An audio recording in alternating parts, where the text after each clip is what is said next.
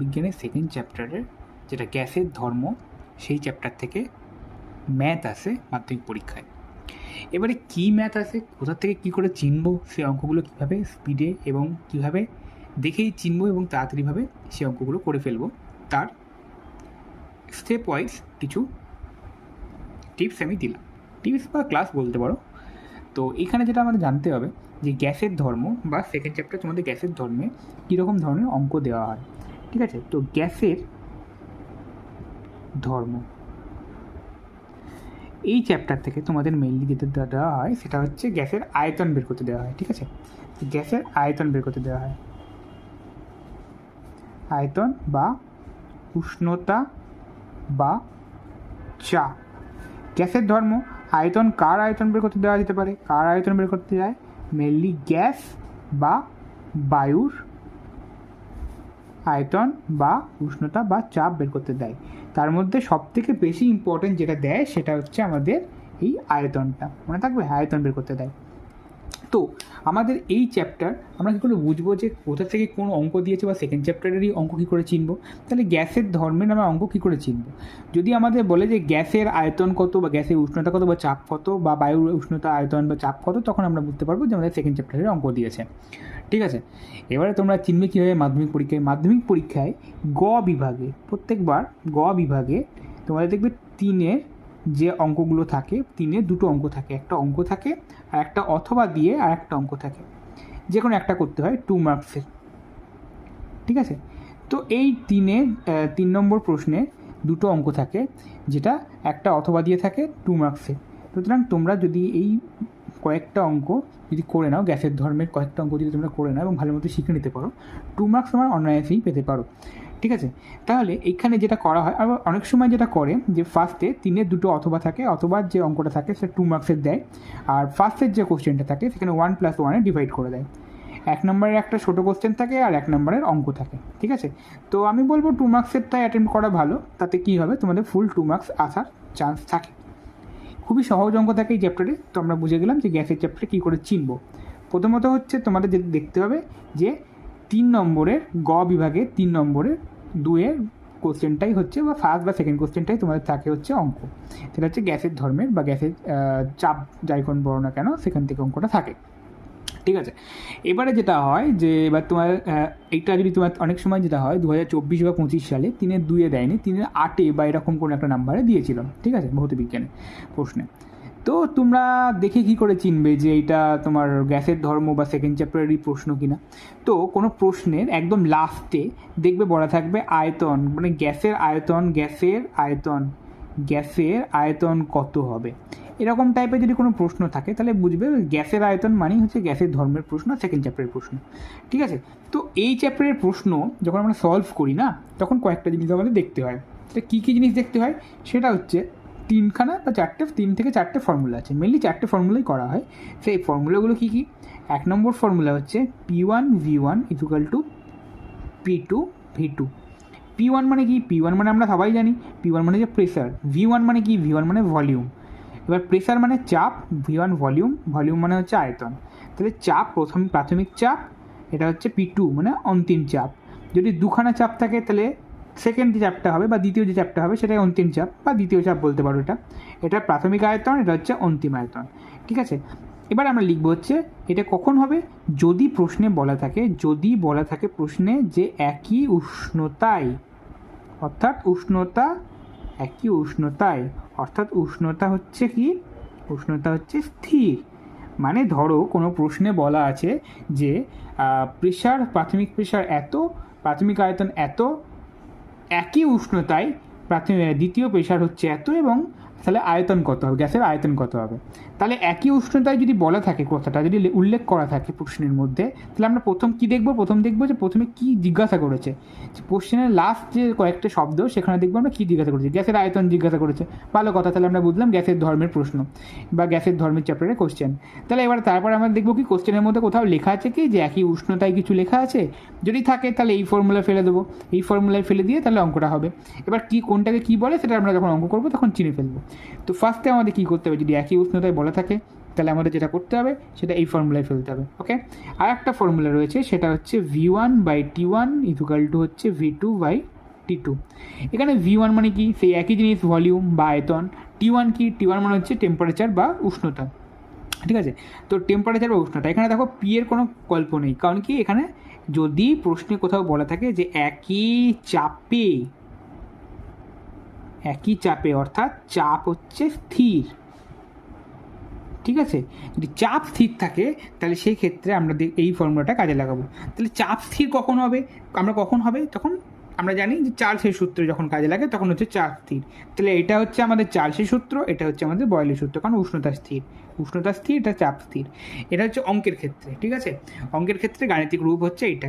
আমরা কি লিখি, P1V1 equal to P2V2 equal to P3V3 equal to P4V4 এবং করে চলে যায় ইকুয়াল টু K করে দিই, মানে একটা ধ্রুবক নিয়ে নিই। তখন V1/T1 V2/T2 equal to K ধরে নিই। তাহলে এখানে আমাদের যেহেতু অত কিছু লাগে না, দুটো রাশি দিয়েই করা হয়, মানে প্রাথমিক একটা দেয় আর দ্বিতীয় একটা দেয়, তারপরে জিজ্ঞাসা করে নেয়, মানে তার বেশি দেয় না। P3V3 দিয়েও করা যায়, তো ঠিক আছে, তো অত বড় কোশ্চেন দেয় না আমাদের পরীক্ষায়, আমাদের P1V1 ইকুয়াল টু P2V2 জানলেই হবে, আর V1/T1 ইকুয়াল টু V2/T2, এগুলো হচ্ছে চার্লসের সূত্র বা বয়েলের সূত্র। তাহলে বয়েলের সূত্র কী হয়, উষ্ণতা স্থির থাকে, সেখানে যখন এই সূত্র কাজে লাগে, চার্লসের সূত্রের ক্ষেত্রে এই সূত্র কাজে লাগে। ঠিক আছে, সেটা পরে দেখবো। আমাদের যেটা জানতে হবে, যদি আমরা থিওরি নাও জানি, মানে কিছু যদি নাও জানি, তাহলে কীভাবে অঙ্কটা করবো। খুব সহজ উপায়, যে গ্যাসের আয়তন কি জিজ্ঞাসা করেছে কিনা, কোশ্চেনটা দেখে নিলাম যে সেকেন্ড চ্যাপ্টারের কোশ্চেন। তারপরে কী দেখবো, তারপরে দেখবো যে প্রশ্নের মধ্যে কোথাও লেখা আছে কিনা যে একই উষ্ণতায় বা উষ্ণতা স্থির রেখে, বা একই চাপে বা চাপ স্থির রেখে কিনা। যদি একই উষ্ণতায় বা স্থির উষ্ণতা বলে দেয়, তাহলে আমাদের ফার্স্ট ফর্মুলা কাজে লাগবে। যদি আমাদের সেকেন্ডটা দেখি যে চাপ স্থির রেখেছে, তাহলে আমাদের সেকেন্ড ফর্মুলা কাজে লাগবে। এবারে এই দুটো ফর্মুলা আমরা কি একটা জিনিস পড়েছিলাম, খুব ইম্পর্টেন্ট প্রশ্ন তোমাদের থিওরির জন্য, সেটা হচ্ছে চার্লস এবং বয়েলের সূত্রের সম্মিলিত রূপ। তাহলে এখানেও চার্লস ও বয়েলের সূত্রের সম্মিলিত রূপ দিয়ে একটা আমাদের ফর্মুলা রয়েছে। সেই ফর্মুলাটা কি, সেই ফর্মুলাটা আমি লিখছি, দেখো, যে P1V1/T1 ইকুয়াল টু P2V2/T2। তো P1V1/T1 এবং P2V2/T2, এখানে দেখো চাপ এবং উষ্ণতা কোনোটাই কিন্তু স্থির আমি বলিনি, নাথিং। যদি কিচ্ছু বলা না থাকে, যদি উষ্ণতা বা চাপ কোনোটা স্থির যদি বলা না থাকে, সেক্ষেত্রে আমরা এই ফর্মুলাটা কাজে লাগাবো, P1V1/T1 P2V2/T2। প্রাথমিক চাপ, প্রাথমিক আয়তন, দ্বিতীয় চাপ, দ্বিতীয় আয়তন, প্রাথমিক উষ্ণতা, দ্বিতীয় উষ্ণতা, এই যে এতগুলো জিনিস রয়েছে না, এর মধ্যে যে কোনো একটা জিনিস তোমাকে জিজ্ঞাসা করতে পারে, বাকি সবগুলো তোমাদের দিয়ে দেবে। হয় P1V1 P2 দিয়ে দেবে, V2 জিজ্ঞাসা করবে, অথবা V1T1 V2 দিয়ে দেবে, T2 জিজ্ঞাসা করবে, অথবা P1V1 T1 P2 V2 দিয়ে দেবে, T2 জিজ্ঞাসা করবে, বা P1 বাদ P2 বাদ দিয়ে বাকি সব দিয়ে দেবে। তো এই ধরনের কোশ্চেন তোমাদের জিজ্ঞাসা করতেই পারে। তাহলে এই তিনটে প্রশ্ন, তার মধ্যে এই দুটো হচ্ছে আমাদের সূত্র, আর এইটা হচ্ছে আমাদের সম্মিলিত রূপ। আর একটা সূত্র হয় আদর্শ গ্যাস সমীকরণের সূত্র। আদর্শ গ্যাস সমীকরণের সূত্রটা কীরকম দেখাচ্ছি তোমাদের। আদর্শ গ্যাস সমীকরণের সূত্রটা হচ্ছে PV ইকুয়াল টু nRT। ঠিক আছে, এখানে আর এর মান তোমাকে বলে দেবে 8.314। ঠিক আছে, এরকম করে একটা তোমাদের থাকে, যেটা হচ্ছে তোমাদের একক থাকে। তো এবার সেটা তোমার বিভিন্ন জায়গায় বিভিন্ন রকম দিতে পারে। তো এবার তোমাদের যেটা বললাম যে পিভি ইকুয়াল টু এনআরটি, যেখানে এই আর এর মান দিয়ে দেয়, তাহলে এই ধরনের কোশ্চেনে না তোমার আর এর মান সবসময় লিখে দেওয়া থাকবে। তাহলে প্রশ্ন দেখে চিনবে কী করে, প্রশ্ন দেখে ফার্স্টে আমাদের চিনব হচ্ছে গ্যাসের আয়তন কী বলেছে কি না, গ্যাসের আয়তন বলেছে না টেম্পারেচার বলেছে, বা গ্যাস সম্পর্কিত কোনো কোশ্চেন হলে সেটা আমরা বুঝবো গ্যাসের চ্যাপ্টার হয়েছে। তারপর আমি কী দেখবো, কোশ্চেনের মধ্যে কোথাও বলা যায় কিনা যে একই উষ্ণতায় বা উষ্ণতা স্থির কিনা, বা একই চাপ বা চাপ স্থির কিনা। তো এবার উষ্ণতা স্থির কিনা বা চাপ স্থির কিনা, উষ্ণতা স্থির থাকলে এই ফর্মুলা, চাপ স্থির থাকলে এই ফর্মুলা, বা যদি কিছু বলা না থাকে তাহলে আমরা এই ফর্মুলার কাজে লাগাবো, এখানে P1V1/T1 ইকুয়াল টু P2V2/T2। ঠিক আছে, আর যদি আর এর মান কোথাও বলে দেওয়া থাকে প্রশ্নের শেষে, তার মানে আমরা বুঝতে হবে যে এই ফর্মুলা কাজে লাগাতে হবে। সেখানে দেখবে প্রাথমিক বা দুটো করে চাপ, দুটো করে প্রেশার, বা দুটো করে আয়তন, এগুলো বলা থাকবে না, একটাই চাপ বলা আছে, একটাই আয়তন বলা থাকবে। ঠিক আছে, যদি বলা থাকে তো এইখানে তোমাকে যা খুশি জিজ্ঞাসা করতে পারে, যে সবগুলো দিয়ে দিল, ভি এর মান বা আয়তনের মান কত হতে পারে, এরকম জিজ্ঞাসা করতে পারে। কিন্তু প্রশ্নের শেষে দেখবে এরকম করে ব্র্যাকেট দিয়ে আর এর মান, ফার্স্ট ব্র্যাকেট হোক বা থার্ড ব্র্যাকেট হোক, এরকম ব্র্যাকেট দিয়ে একটা আর এর মান দেওয়া থাকবে। ঠিক আছে, তখন বুঝতে হবে আমাদের এই ধরনের অঙ্ক মানে এই ফোর্থ রুল কাজে লাগছে, বা আদর্শ গ্যাস সমীকরণের রুলটা কাজে লাগছে। ওকে, তাহলে এইখানে আমাদের এই রুলটাকে যদি একটু ভাঙি, তাহলে দেখা যায় হচ্ছে এনটাকে আমরা লিখতে পারি W/m/T। এখানে অনেকে ডাব্লিউ লেখে, অনেকে এম লেখে। ঠিক আছে, এখানেও আর এর মান বলা থাকবে 8.314 বলা থাকবে, ঠিক আছে। তো এইখানে যেটা দেখো, এখানে আমি ফাঁকা রেখেছি কারণ এককটা তোমরা বলবে আমাকে কমেন্টে, ঠিক আছে। তো এখানে যে W/m/T, তো এখানে দেখো ভালো করে যে PV যদি বলা থাকে, W মানে হচ্ছে ওয়েট, কোন ওয়েটটা বলা থাকবে। ধরো আমি একটা প্রশ্ন করছি যে 8 গ্রাম নাইট্রোজেনের ফর্মুলা কি N2, তো তাহলে 8 গ্রাম নাইট্রোজেন, তাহলে এইখানে W = কত হবে 8, ঠিক আছে। এবারে আর একটা জিনিস হচ্ছে, তাহলে এটা W পেয়ে গেলাম, তাহলে এখানে P বলা থাকবে প্রশ্নে, V বলা থাকবে প্রশ্নে।